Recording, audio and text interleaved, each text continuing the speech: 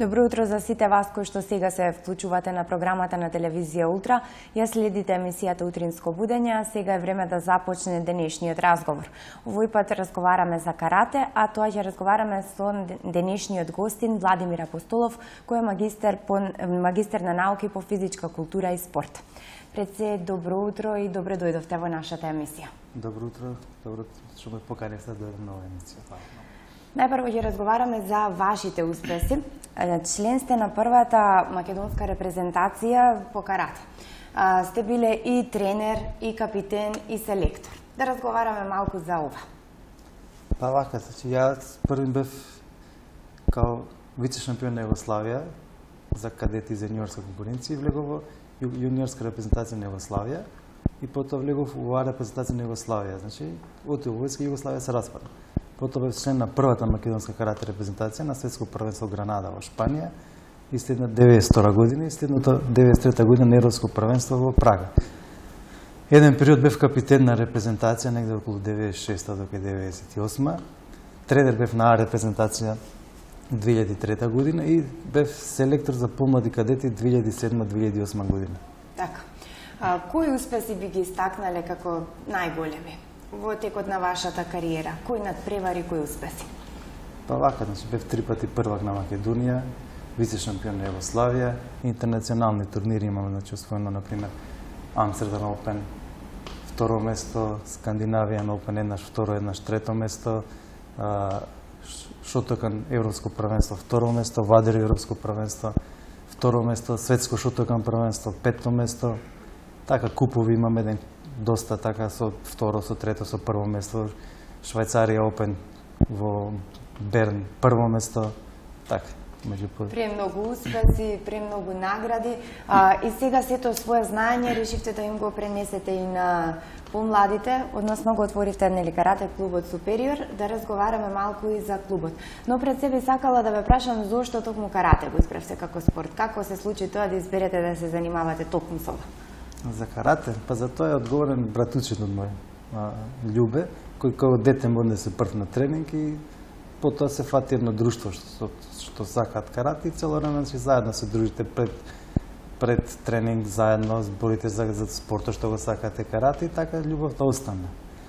А клубот значи е отворен 93 година, пред тоа бев тренер во Љуботен карате клуб. Меѓутоа имаше несогласици со председништвото на карате клубот Љуботен и 93 година го отворивме карате клубот Супериор.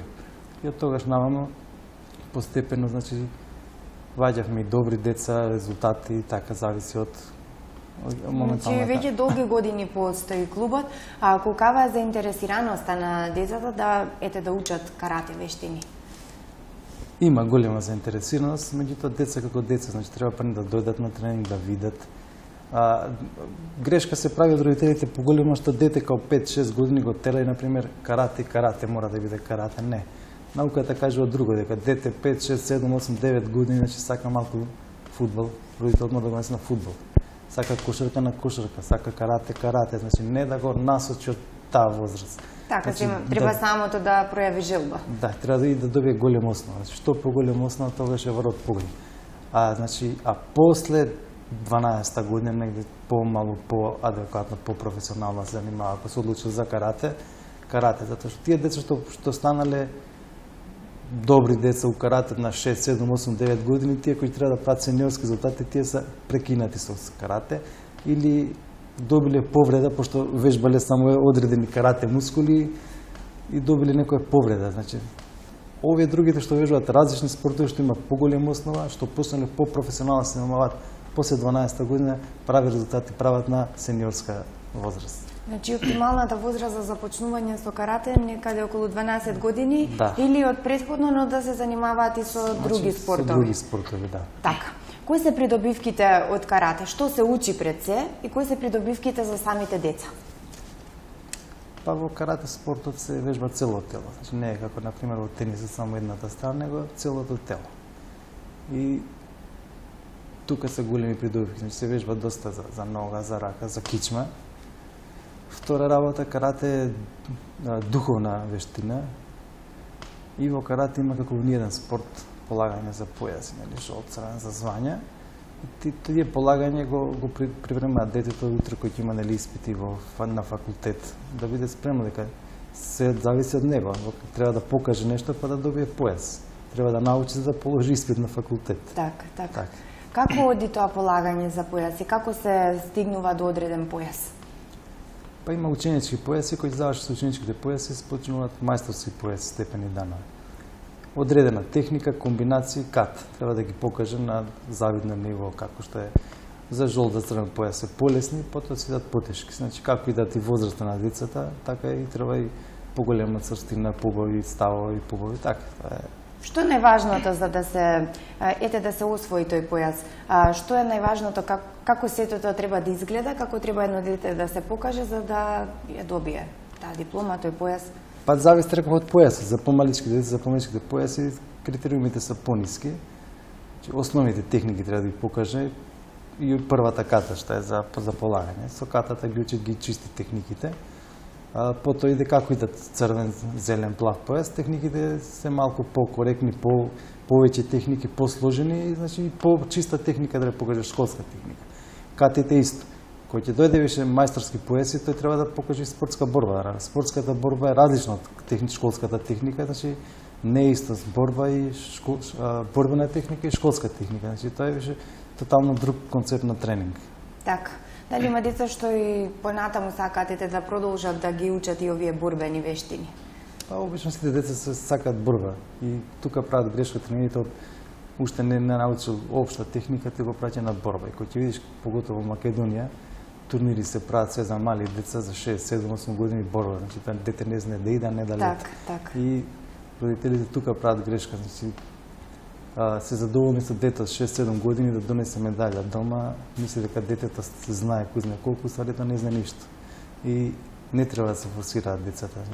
Треба да научи техника, да направи таа техника, карате без контактен спорт, значи не треба да има контакт. Тие што не знаат техника, тие удираат. Значи, кој ќе видиш тие деца потечени, удрени, која слика се добива за спортот, значи тоа е грешка дека е нас. Како и за се во животот, нели треба да се почне од почеток, прво да се научат оние основни чекори, па понатаму следува тоа потешкото, но додека не се научи таа основа, не може да се продолжи понатаму. Значи, каратето е придобивка не само физички, за физичкиот развој, туку и за психичкиот развој на едно дете. Колку интензивни треба да бидат тренинзите, посебно така и помладите, понатаму како што се развиваат, нели како што се учи се што е потешко, дали се зголемува интензитетот тогаш? Па нормално, прво што е целта на тренингот за мали деца, целта значи да ги развиваат сите мускули, да научат нешто, уз игра, така. За поголемите иде малку појако и појако. Сега тука тренерот треба да одире голема улога. Ако он е дел, да речем карате, што мора да го повторува почесто средина на тренинг, тој мора да направи интересно претходниот дел на тренингот, загревањето и опуштањето после тренингот, да ги направи различни, да бидат интересни. Инаку се добија до некоја монотонија. После тоа карате како спорт влезено во олимписки спортови, значи 2020 е влезено во олимписки спортови. Значи, веќе не би можеле да го наречеме вештина, тоа е веќе спорт.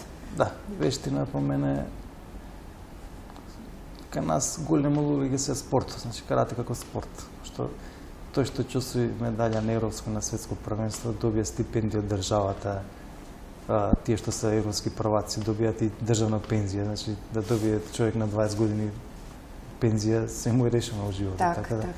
По мене нема потреба да се замара со вештина, кога вамо има некои бенефици за спортот. Значи и тие земји што се доста развиени, што беа послаби во карате, сега олимписки спорт фактички добијат олимписка медаља. Значи, за да се добие до олимписка медаља треба една голема опсежна програма. Значи не е само карате тренерот тој што треба да го направи, имаш специјални тренери за кондиција, за психолози, значи цела екипа за да се дојде до таа медаља. Успех не се добија преку ноќ со еден тренер. Тоа е факт. Кај нас така го прават тренингот, ќе дојде тренерот на тренинг, ајде сега ова, ќе вежам, ајде сега тоа, не може така да се направи. Тоа е застарено. Така. Каратето посебно во нашиот град се смета за спорт или вештина за деца. Но дали е тоа така? Дали само деца одат на карате и треба да одат на карате или тоа може да го прават и повозрасни луѓе? Па нормално дека можат и повозрасни луѓе. Кај нас малку ситуацијата во самиот град е таква, нема услови за тренинг. Родителите каде ќе ги носат децата, каде ќе вежбаат тие, значи посебен тренинг е за деца, посебно е за родители, треба посебни услови. Инаку по мене многу поголеми погодности добијат и постарите што вежбаат, значи го вежбаат цело тело, цел живот, карате може да добијат цел живот, така да. И споменавте кичмата дека нели се тренира со самиот карате тренинг, тоа е голема придобивка особено за повозрасните, бидејќи сите имаат проблеми, нели? Сите работат вака наведнати на компјутер. Така, тоа би помогнало многу. Па тој што прати спорт, ги прати тие вежби, значи иде напред. Сите вежби, ја последно време што ги пратим, значи сите големи шампиони за гревање, опуштање, пратим вежби и за јога, и за карате, и за ова голем, тие вежби се исти. Значи, кои вежби, зашто? Значи не е само пратев некој јапански тамо на интернет селектор и пред да го води тренингот викна професор по психомоторика и тој му објасни самиот професор кажа дека знаеме многу повеќе него порано, например, не е сила само земи некој терет и рипај со него и ќе добиеш сила. После тоа например за фрлање високи ножни удари, кои мускули требат, како требат, кои треба да се, например, за високи мускули, за високи ударци со нога, треба да се вежба заднијата ложа, топ на квадрицепс, задните мускули, страничните мускули и адукторни мускули. И сега по старите методи, значи тие као 3 мускулни групи се многу јаки. И со стари методи на вежбање, ги вежбаш сите 3 мускулни групи одеднаш, и ако даваш 100% ефектот... И преголем товар за самото тело, нели? Тие се многу јаки вежби, ти даваш 100% се трудиш, ама пошто се тие сами кон себе јаки, а сите 3 заедно ги вежбаш, значи ефектот е 20-30%.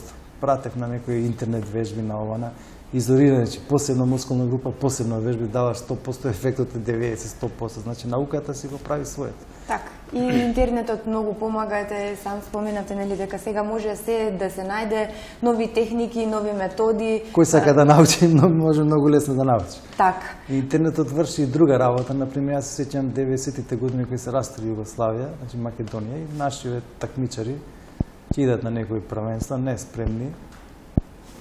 Сум го видел тоа со своји очи, значи прво, второ коло испаднале. Дојдем овдека, тој истиот што изгубил прво или второ коло, го прогласуваат освоил од 5 до 8 место. Меѓутоа сега не е така, сега на интернет се може да се провери. Сум бил трет 5 у Европа, на интернет ќе видиш кај било такмичењето, колку такмичари, кој борба изгубил и више не може тие... Така, тие лажни спортисти, нели, со лажни успеси. Дали се уште ги има и дали се уште постојат такви тренери што има деца кои ги тренираат и самите не постигнале успех, лажат за своите успеси? Има тренери. Не мора тренерот да биде добар такмичар да биде. Тоа е различно. А во Македонија не само тето 80% тренерите се тој страна, значи децата најбитно е да им земат некој појас, да ги однесат по некои такмичења Србија, Бугарија и да со 20 деца натаму се враќаат со 20 медали. Тоа е, мислам, само да кажува 20 деца носиш 20 медали и се враќаш, кај се тие домаќините таму, другите клубови, кои се знае една категорија има 3 места, нели, прво, второ и 2-3 места. Така да секогаш постоело тоа и во секој спорт и во секоја област. Ме интересира во однос на вашиот клуб. Верувам дека и децата, нели, што тренираат кај вас, одат на надпревари, кои нивни успеси би ги стакнали? Да, малку се вратим на претходната тема, значи морат за да се стане некој висок резултат да се освои на европско, на светско првенство, рецептот е еден, тренинг, значи секој ден тренинг, квалитетен тренинг со квалитетни спаринзи борци, секоја втора или трета недела идење на турнир во странство. Значи, тој принцип бара пари. Значи, ти идеш секоја втора, трета недела во турнир на странство. Зошто толку често? Значи, сега, после 2-3-4 години ти више добиеш големо искуство, значи на странско искуство. Судиите те гледаат, значи не си неколку порно да излезеш прв пат на такмичење, ако се такмичарите тука, пример се бориш со од Франција некој, ако сте тука или ако сте малку подобар, победува французот. А вака нонстоп се тамо, нонстоп те гледаат судиите и више ти е како ти што се водил дека првиот дел си имала трема, сега више немаш трема, така? Така. И после тоа, значи, тие што биле шампиони, доаѓаат више да се пензионираат, значи тие си идат, доаѓа новата група, тогаш си ти у таа нова група. Така да не е лошо децата да се носат по турнири, само не да се представуваат дека тие деца станале светски звезди, значи. Лошо и за нив да веруваат дека навистина се до толку успешни, а не се треба да тренираат понапорно и повеќе, нели сепак. Значи, како што ги носат по тие деца, значи надвор, лесни турнирчиња, меѓутоа кај нас треба да го однесе на тоа званисно државно првенство, па да се види детето до каде. Со клубот, значи од како што почнавме, значи од 94-95 е првата медалја, зборам за званични медали. Имало неколку државни прваци на званични првенства, значи имавме еден балкански првак, кадетски. Потоа имавме едно ученик што беше трето Европа за јуниори, пети на свет за јуниори и тој истиот освои балкански вице шампион за сениори. Во прва македонска карате лига 2004 година бевме четврто место, значи сето зборам со наши финансии, значи без спонзори, без ништо. Па како што кажав пред тоа, за тие резултати треба голема пара. Сега прва македонска карате лига не постои, меѓутоа мислам дека пак ќе го уфрлат. Така да имаме шанси пак да влеземе во прва македонска карате лига. Честитки за постигнатите успеси на вашите деца. Ме интересира, еве, и гледачите, што би им рекле на нив, зошто и самите тие, но и нивните деца би требало да се запишат на карате? Да се запишат на спорт. Па види, таткото први морате да даде, како да кажем, да биде пример за детета. Така. Кај нас право да грешко родител ќе го однесе детето и ќе излиза цала или ќе отиде да се напие на кафе или пиво. Не. Треба и таткото да даде, како ќе каже таткото, пример, иди ти заврши факултет е многу битно, тој нема да речеме 8 оделение, така? Значи мора како прво родителот за своје лично здравје да вежба 2 пати, 3 пати неделно. Не мора карате, да не иде се само за карате. И детето да го носи, детето да го засака спортот. Значи детето кој ќе засака спортот, се фаќа група другарчиња што ќе сакаат тој спорт. Не мора да станат светски прваци. Али у суштина ќе им биде животот, спортот, учење, спортот кој ќе дојде да прават друштво муабети, ќе си прават муабети за спортот, нема да прават муабети за сегашните лоши работи што ги има кај нас пороци, така. Значи децата се знае сега, татко, мајка се презафатени со работа, да ги прехранат фамилиите, животот се знае како скупо е се, по цел ден на работа. Детето ставно само на себе, значи тоа дете или е пред зграда, се пијанчи, или на компјутер по цел ден. Значи и тоа е лошо, и тоа е лошо.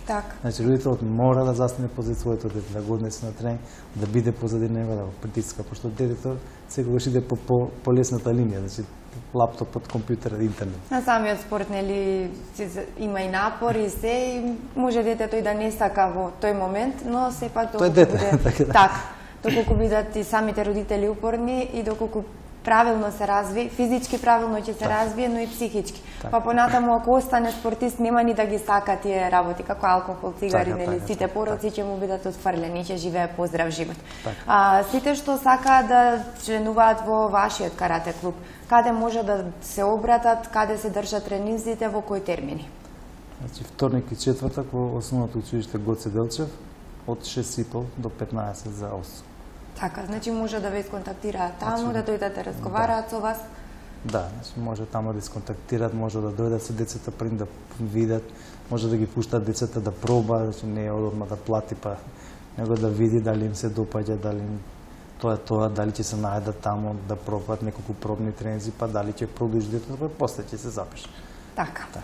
Ви благодарам многу на денешниот разговор и за тоа што споменавме и се она што е поврзано околу карате како спорт.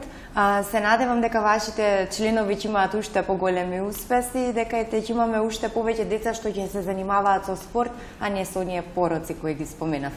Така, благодарам многу на поканата што ме викна да бидам гост на телевизија утре. Почитувани гледачи, тоа беше денешниот разговор. Разговаравме за карате како спорт, а сега продолжуваме со убава музика.